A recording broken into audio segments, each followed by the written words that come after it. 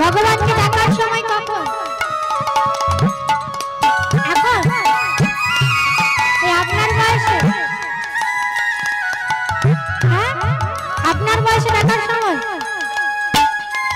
ভগবানকে ডাকতে গেলে শিশু কাল থেকে ডাকতে হয়, হ্যাঁ বাধ্যকরণে ডেকে লাভ নেই।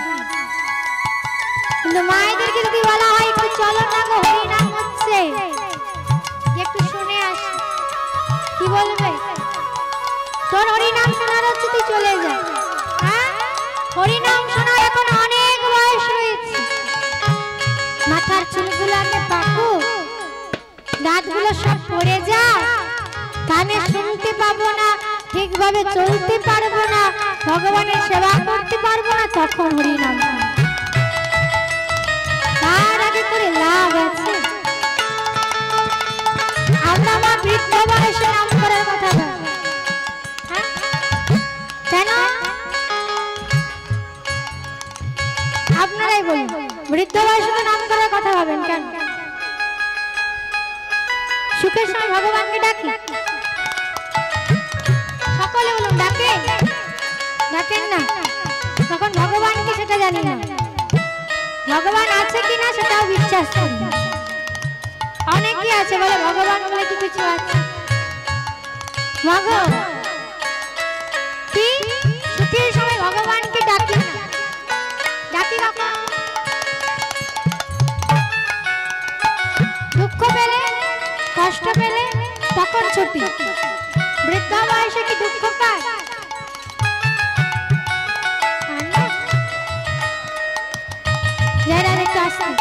এখন মা ছেলে রয়েছে, আত্মীয় স্বজন বন্ধু বান্ধব সকলেই রয়েছে, আনন্দই আনন্দ, তাই ভগবানকে ডাকার সময় নাই, ভগবানকে জানি না। আর বৃদ্ধ বয়সে এখনকার ছেলে মেয়েরা পিতা মাতার সেবা দেয় খুব কম। যদি পিতা মাতার সেবা দিত বৃদ্ধাশ্রমে তো লাইন হতো। এই যে ছেলে মেয়েরা পিতা মাতার সেবা দেয় না, যখন তাড়িয়ে দেয় তখন ভগবানের কাছে যায়, তার আগে যায় না।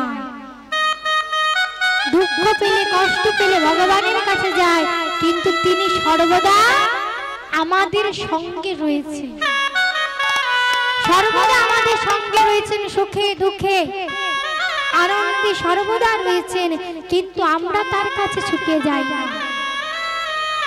যাই দুঃখ পাই কষ্ট পাই তখন যাই। দুদিনের জন্য মা পৃথিবীতে এসেছি, যে যার কর্ম করব, ডাক দিলে যে যার কর্মকে কর্মের ফল অনুযায়ী আমাদেরকে চলে যেতে হবে। কৃষ্ণ নাম বলো ভাই, জন্ম বৃথা যায়, হে জনম দুদিন কাল। কৃষ্ণ নাম বলো ভাই, জন্ম বৃথা যায়, হে জনম দুদিন কাল। কৃষ্ণ নাম বলো ভাই, জন্ম বৃথা যায়, হে জনম দুদিন কাল। কৃষ্ণ নাম বলো ভাই, জন্ম বৃথা যায়, হে জনম দুদিন কাল।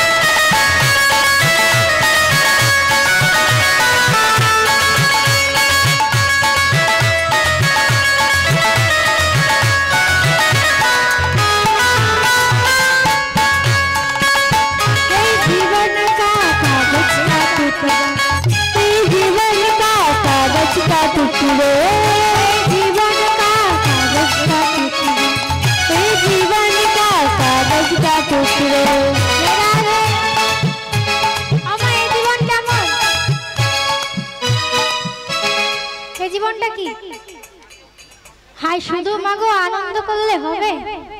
কি বলছে শুনতে হবে না? এই জীবনটা কেমন? কাগজের টুকরো কেন?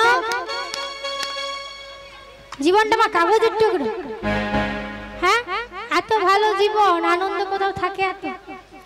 জীবনটা কাগজের টুকরো কেন? একটা কাগজের টুকরো যদি এখানে রেখে দেওয়া যায়, এই যে বাতাস ফ্যান চলছে, কি হবে? উড়ে যাবে।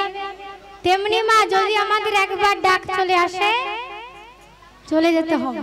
তাই বলছে কি, বাতাসে উড়ে যায়, জন্ম বৃথা যায়, এই জন্ম দুদিন কাছে সোনাম বলো ভাই, জন্ম বৃথা যায়, এই জন্ম দুদিন হয় বলো ভাই, সোনাম বৃথা যায়, এই জন্ম দুদিন হয়, সোনাম বলো ভাই, জন্ম বৃথা যায়, এই জন্ম দুদিন হয়, এই জন্ম দুদিন হয়, এই জন্ম দুদিন হয়।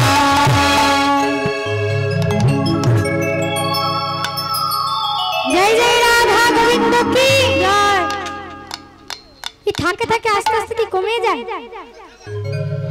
আমার সেবা পেয়েছেন তো? পেয়েছেন? তা খালি পেটে আওয়াজ বেরোয় না, ভরা পেটে তো আওয়াজ বেরোয়। হ্যাঁ, আওয়াজ বেশি তো? সেবা পেয়েছেন? জোরে হবে। জয় জয় মহাপ্রভু কি জয়, সকল ভক্ত মণ্ডলী কি, প্রসাদ অবস্থা কি, আজকের ওই নাম সংকীর্তন কি, শ্যামকুণ্ড কি, রাধাকুণ্ড কি, কারো ঘুম পেয়েছে কি জয়? পাইনি তো?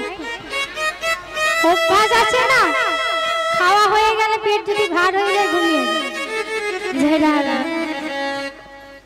তবে এদিকে কি হলো?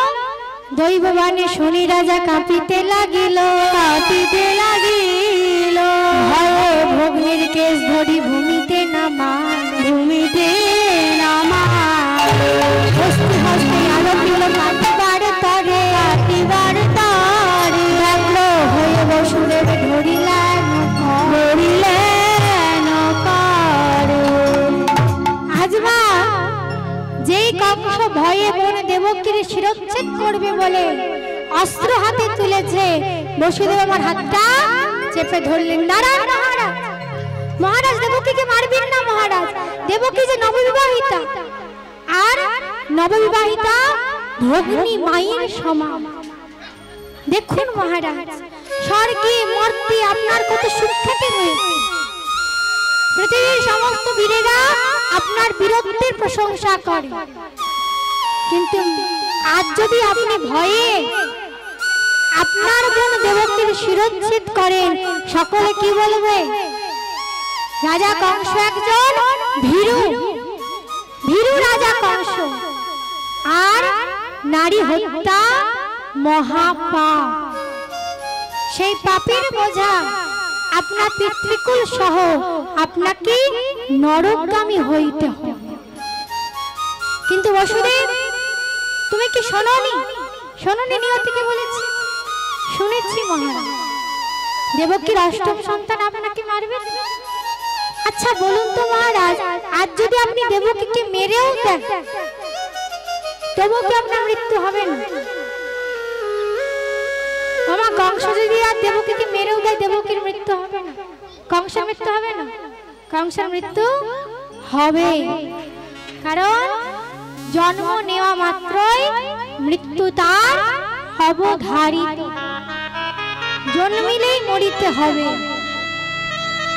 ঠিক আছে, তোমার কথাই না হয় আজ আমি দেবকীকে ছেড়ে দেব, তবে একটি শর্ত রয়েছে। কি শর্ত? কংস বলে বসুদেব শুনহ বচন, কংস বলে বসুদেব শুনহ বচন, কংস বলে বসুদেব শুনহ বচন, কংস বলে বসুদেব শুনহ বচন। যদি এত সত্য পারো আমার সদ, যদি এক সত্য পারো আমার সদ, যদি এত সত্য পারো আমার সদ, যদি এক সত্য পারো আমার সদ। ইহার গর্ভে যত হইবে সন্তান, ইহার গর্ভে যত হইবে সন্তান, ইহার গর্ভে যত হইবে সন্তান, ইহার গর্ভে যত হইবে সন্তান। জন্মাত্রই আনি দেবে মোর বিদ্যমান, জন্মাত্রই আনি দেবে মোর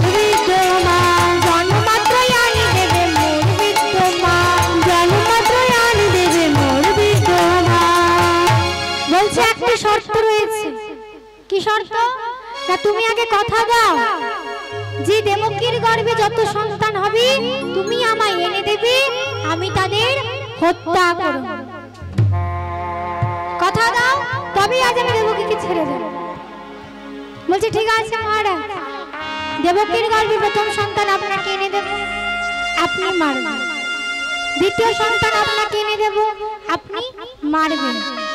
এইভাবে অষ্টম সন্তানও আপনাকে এনে দেব, আপনি তাকে হত্যা করবেন। এখন না মনে তো প্রশ্ন আসতেই পারে যে বসুদেব কি এত স্ত্রয়ী, এতই যিনি স্ত্রীকে ভালোবাসেন যার জন্য সাতটা সন্তানকে বলি দিতে রাজি? প্রশ্ন আসে না মা? তাহলে এতই তিনি স্ত্রীকে ভালোবাসেন যার জন্য সাতটা সন্তানকে বলি দেবেন না মা? বসুদেব জানে অষ্টম সন্তান রূপে ভগবান আসবে। তাই ভগবানকে পেতে গেলে আমাকে যদি সাতটা সন্তানকে বলিও দিতে হয় তাও আমি দেব, তবুও তো আমি আমার ভগবানকে পাব। আর দেবকী মরে গেলে আমি ভগবানকে পাবো না, তাই দেবকীর বেঁচে থাকা দরকার। বলছি ঠিক আছে মহারাজ, এই আমি তিনি সত্য করলাম যে দেবকীর গর্ভে যত সন্তান হবে আপনাকে এনে দেব, আপনি তাদের মারবেন। ঠিক আছে, তোমার কথাই আজ বিশ্বাস করে আমি আজ দেবকীকে ছেড়ে দিচ্ছি। তবে হ্যাঁ, যতদিন না আমি অষ্টম সন্তান পাচ্ছি ততদিন তোমরা কারাগারে বন্দী থাকবে। এই কে আছিস? আমার বোন দেবকী আর বসুদেবকে নিয়ে গিয়ে কারাগারে বন্দী কর। আজ মা বসুদেব আর দেবকীকে টানতে টানতে নিয়ে গিয়ে কারাগারে বন্দী করে। কারাগারে বসে দিবারাত্রি ভগবানকে ডাকে, হে দয়াময়, হে কৃপাময়, একবার দেখা দাও, এই অন্ধকার কারাগারে যে আর থাকতে পারছি না, একবার দেখা দাও। আর যখন কোনো ভক্ত ভগবানকে ডাকার মতো ডাকে, ভগবান তার ডাকে সাড়া না দিয়ে থাকতে পারে না। আজ বসুদেব দেবকী ডাকছে ভগবানকে, তুমি যদি ভগবান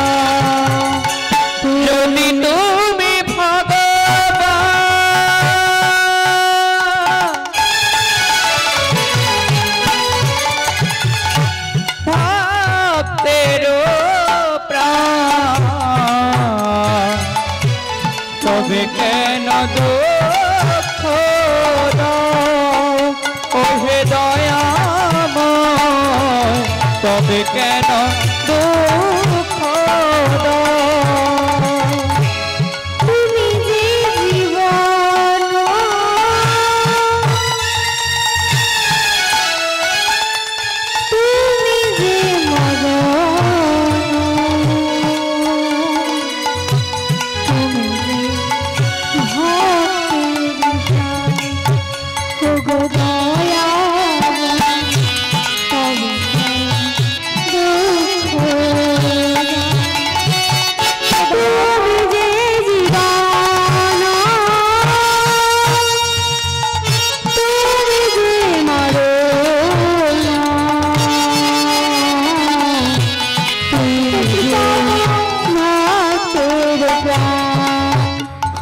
দয়াময় তবে কেন